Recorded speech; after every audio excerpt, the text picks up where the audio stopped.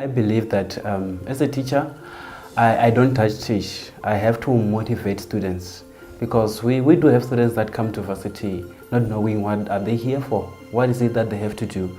Then for you to get the best from them as a teacher, you need to find the best from them first, their potential and what they can do. So motivation is important. Learning can only happen best when a student mind is ready to learn.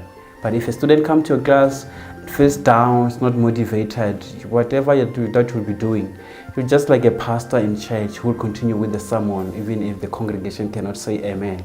I prefer transformative theory because it looks at the psychological part of human being and behavioral as well, because you cannot deal with the individual and attend to certain aspects of life without touching on other aspects. I mean, we are Africans, we know the struggle that the African child encountered, so it's better to address all other aspects of life before we can focus onto the issue of learning itself. I integrate many theories in order to cater for the needs of that moment.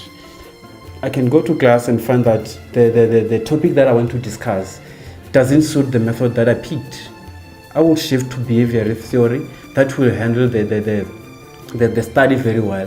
Sometimes I shift to cognitive theory so that I can have the best that suit my class. And sometimes learning doesn't necessarily mean that I have to stand in front of the class and say everything. At times I go and pick a student and say, what do you understand about this topic in hand?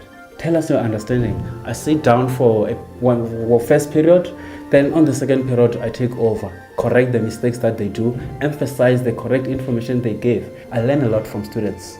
That's why I believe that teaching students shouldn't be lecture-centered, but student-centered. I always want students to be educated, not certificated.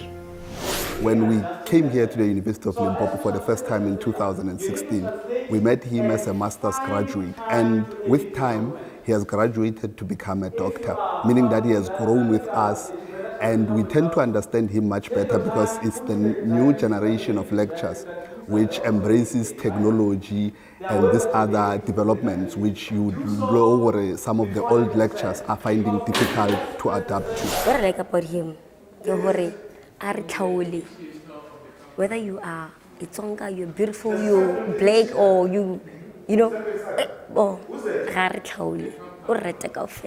he does not only treat us as the students, but he treats us as the little brothers who need guidance from him, because in most of the times, after acting the role of a lecturer, he acts the role of a motivator, a person who gives us inspiration to look forward to saying we can find ourselves becoming doctors as well in the near future.